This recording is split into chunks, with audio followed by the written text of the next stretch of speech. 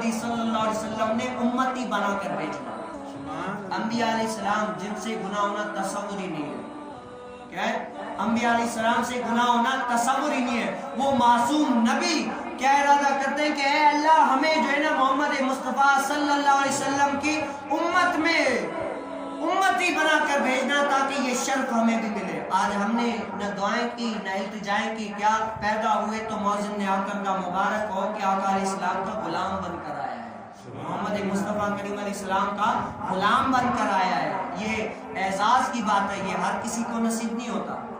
جب اللہ تبارک و تعالیٰ نے گئے وہاں پر تو حضور علیہ السلام کو سب سے پہلا تحفہ کیا ملتا ہے؟ 50 نمازیں. کتنی؟ 50 نمازیں ملتی ہے.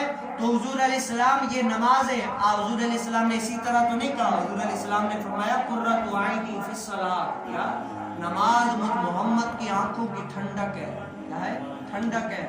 جو اگر آج بیٹا اگر کوئی اچھا کام کرتا ہے تو باپ کی آنکھوں کو ٹھنڈک ملتی ہے, ان کی دل کو تسکین ملتی ہے, خوش ہوتا ہے کہ یار میرے بیٹے نے اچھا کام کیا. اگر کوئی کسی کا بیٹا رات کی آخری حصے میں اٹھ کر تہجد کی نماز پڑھے تو باپ خوش ہو جائے گا کہ یار میرا بیٹا اٹھ کر تہجد کی نماز پڑھ رہا ہے. خوش ہو جائے گا کہ اللہ کی بارگاہ میں آ گیا ہے, اس کو سلیقہ یہ مل گیا ہے کہ اللہ کی عبادتیں کر رہا ہے, وہ خوش ہوگا.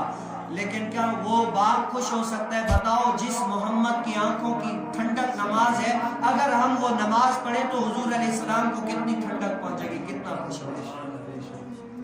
ہاں, اور یہ ہمارا عقیدہ بھی ہے کہ حضور علیہ السلام ہمیں جانتے ہیں. حدود